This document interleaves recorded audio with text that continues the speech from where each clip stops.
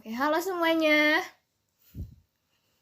Halo, Halo, hai. Gimana kabarnya?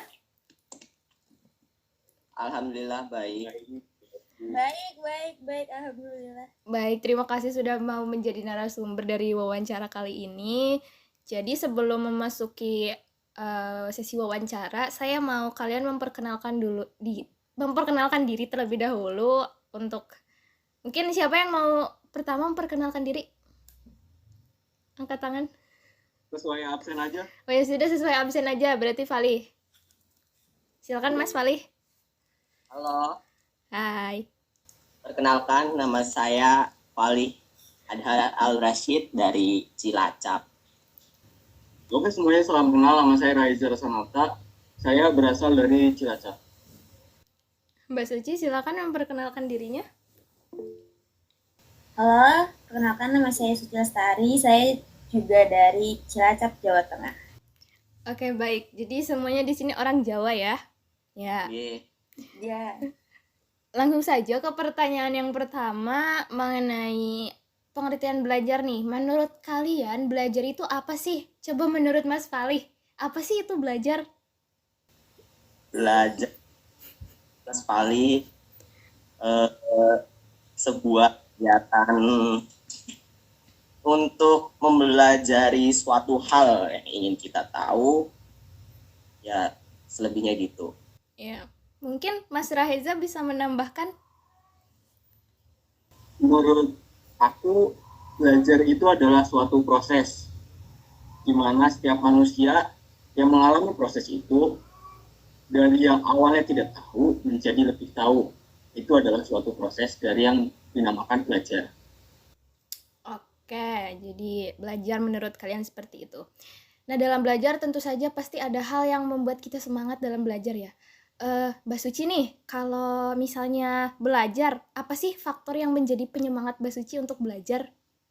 Faktor yang membuat saya semangat belajar itu karena adanya tujuan yang ingin saya capai. Itu. Oke, jadi harus ada tujuan ya. Ada yang mau menambahkan? Rasa ingin tahu. Ya, rasa ingin tahu. Selain dari penyemangat belajar, kalian ada nggak sih kayak faktor yang menjadi kendala dalam belajar? Mungkin kalian tuh bisa belajar kalau mendengarkan musik, jadi tanpa musik kalian nggak bisa fokus. Atau mungkin kalian kalau belajar medianya tuh media visual, jadi harus ada gambarnya. Kalian ada nggak kendala seperti itu? Ada. Ya, bisa dijelaskan? Mudah ke distract ke suatu hal. Jadi waktu lagi belajar tiba-tiba ada notif WA, dikit-dikit buka WA, dikit-dikit buka IG, buka TikTok kayak gitu. Jadi mudah ke distract. Oke. Yang lain? Mungkin kalau dari saya, salah satu hal yang bisa membantu fokus untuk belajar yaitu adalah lagu. Lagu itu menciptakan, memicu suatu hormon di dalam otak sehingga menciptakan setiap manusia dalam kondisi yang rileks. Sedangkan untuk dampak yang untuk mungkin gangguan yang bisa menghambat ketika belajar yaitu saat kita membuka sosial media. Ketika kita sedang belajar, kita lihat nih ada notif WA seperti yang Mas Fali bilang tadi. Ketika kita membuka WA, dari situ kita akan sudah terperangkap. Pasti selanjutnya adalah membuka IG. Wah, ada DM dari siapa nih? Ada story-nya siapa nih? Dari story WA pindah ke story IG. Dari story IG lanjut scroll IG. Dari situ lanjut lagi ke scroll TikTok. Dan saat terjadi, belajar akan jadi terganggu dan kita akan berhenti belajar. Baik. Penjelasan yang sangat bagus ya. Selanjutnya adalah pasti di sini ada yang kalian pasti pernah kayak mendiami satu daerah yang dimana daerah itu bukan daerah kalian. Misalnya kalian pergi ke sini ke Tasik atau tinggal di Tasik. Tentu saja kan bahasa dan budaya yang ada di sini berbeda dengan yang ada di daerah kalian. Tentu saja itu budaya baru bagi kalian. Nah, ada nggak sih yang kalian perhatiin nih dari budaya-budaya tersebut? Mbak Suci nih yang pernah tinggal di sini, di Tasik. Apa tadi budayanya ya? Ya, Kalau buat beradaptasi ya, namanya juga antara Jawa dan Sunda emang udah beda juga dari bahasanya, mungkin beda sukunya juga kan. Cara untuk belajar ke budaya mereka ya kita mempelajari budaya mereka dengan contohnya bisa bersosialisasi dengan mereka atau berinteraksi dengan mereka. Jadi kita bisa tahu bagaimana bahasa mereka sehari-hari yang digunakan itu Sundanya Sunda apa, kasar ataupun yang halus, itu sih. oke, saya mau bertanya kepada Mas Raija nih. Sekarang tinggal di Bekasi ya? Sunda. Berpindah. Apa yang kamu lakukan ketika kamu pertama kali berada di Bekasi dan berada pada lingkungan baru? Yang pertama kali kamu lakukan itu apa? Hal pertama yang saya lakukan adalah beradaptasi.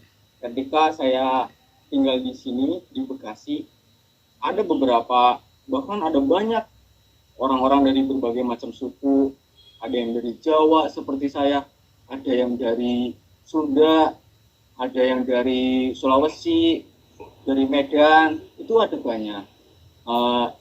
Ketika saya bertemu dengan berbagai macam orang, saya mencoba berbaur, bersosialisasi sama mereka, bagaimana cara menyesuaikan cara bicara kita, bagaimana cara berhubungan dengan mereka.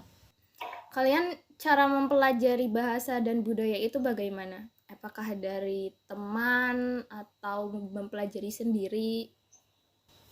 Saya belajarnya dengan berbicara bahasa tersebut di daerah tersebut, seperti bahasa Jawa.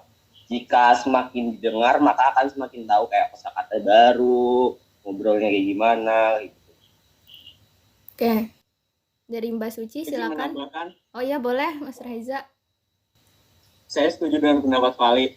Seperti sepenggal lirik, yaitu disitulah kau mulai terbawa arus. Jadi ketika Ya betul, ya setuju.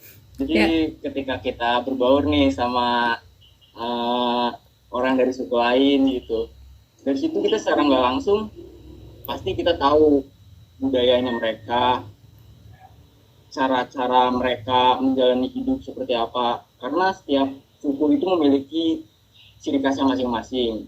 Dari ketika mereka berbicara menggunakan bahasa mereka, kita coba-coba nih mulai dari mendengarkan, habis itu mungkin ada bahasa kita yang tercampur, dan dari situ pun kita tahu bagaimana adat atau budaya dari suku lain. Gitu. Ya mungkin walaupun terbawa arus ya, jangan arus-arus yang salah ya, tapi yang bermanfaat bagi diri sendiri. Ya, amin. Ya, amin. Ya ingat ya Mas Rahiza ya. Ya. Ada nggak sih faktor yang buat kalian tuh mahir untuk mempelajari bahasa baru? Mungkin Mbak Suci, faktornya ada nggak? Faktornya sih karena kita sering dengar bahasa itu ya. Kayak misalkan yang kayak tadinya kita ke suku Sunda nih, yang emang tadinya kita nggak tahu bahasa Sunda itu seperti apa, terus cara pengucapannya mungkin seperti apa, kan pasti bakal beda ya dengan bahasa Indonesia ataupun dengan bahasa Jawa tersendiri itu. Kalau kita sering mendengarkan kata tersebut ataupun bahasa Kata baru. Ya, kata baru tersebut itu bahasa baru tersebut pasti lama-lama kita juga bakal terbiasa dengan bahasa itu dan bisa mengucapkan bahasa itu. Kalian pernah nggak dalam mempelajari bahasa atau budaya baru itu mengalami culture shock? Pernah nggak? Pernah. Coba Pernah. ceritakan. Kayak di Jawa tuh gedang itu pisang, kalau di Sunda gedang itu pepaya. Oh iya. Itu shock banget sih. Ya, relate. Ya itu, saya juga relate. Ya betul. Ya. Ada lagi? Saya mungkin waktu saya pertama kali ketemu dengan orang dengan suku Sunda itu saya cukup kaget ketika Orang Jambu bukan. mendengar gitu, mereka itu tutur katanya lemah lembut, pelan, halus. Terus berbanding terbalik ketika saya bertemu dengan orang dari Sumatera seperti contohnya dari Medan atau orang dari suku Batak, ketika yang ada bicaranya tuh tinggi. Saya sebagai orang Jawa mungkin cukup kaget karena jarang yang menggunakan nada bicara yang terlalu lembut, yang sangat lemah lembut. Jarang juga mendengarkan dengan nada yang tinggi, itu sangat jarang. Cukup shock. Yang terakhir, Mbak Suci, ada tidak? Yang saya kagetin ya waktu itu saya di Tasik itu, cara ngomong mereka tuh menurut saya cepet banget. Coba ke dalam artian kayak ngomongnya tuh langsung cepet aja gitu, kayak gitu udah selesai. Iya, oke. Yang kalian lakukan ketika mendapatkan culture shock seperti itu apa? Coba dulu nih. Oh iya, sok Suci. Cara untuk mengatasi culture shock itu ya kita harus terbiasa. Kita harus terbiasa dengan adanya keadaan itu. Karena mau nggak mau juga, karena kita ada di lingkungan mereka juga. Jadi lebih tepatnya kayak kita mempelajari budaya mereka agar kita tidak shock berkelanjutan. Ada yang mau menambahkan? Ya, silakan Raheza. Mungkin kalau ya benar yang dibilang Mbak Suci itu benar. Menurut saya kita itu mungkin cukup kaget untuk pertama kali, tapi kita bisa mencoba berbaur dengan mereka. Kita bisa lebih mempelajari atau mendalami atau sekedar mencari tahu, dan nantinya pun akan lama-lama akan terbiasa mereka seperti itu. Oh, kadang nih orang dari Medan suaranya keras-keras, tinggi-tinggi nadanya, tetapi hatinya lemah lembut gitu. Jadi manusia itu harus beradaptasi. Ya, baik. Terakhir Mas Fali, silahkan. Sarannya ya semakin terbiasa toh.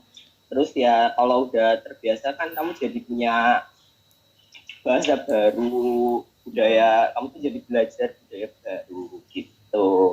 Jadi ya perbanyak relasi, maka jadi banyak belajar. Ya, betul. Oke, baik. Pertanyaannya sudah selesai, sudah terjawab semua. Terima kasih ketiga narasumber saya sudah mau diwawancarai. Semoga apa yang kalian sampaikan, apa yang kalian bicarakan bisa bermanfaat untuk yang mendengarkan, baik itu untuk saya ataupun yang lainnya. Sekian dari saya. Assalamualaikum warahmatullahi wabarakatuh. Waalaikumsalam warahmatullahi wabarakatuh. Matur suwun. Iya.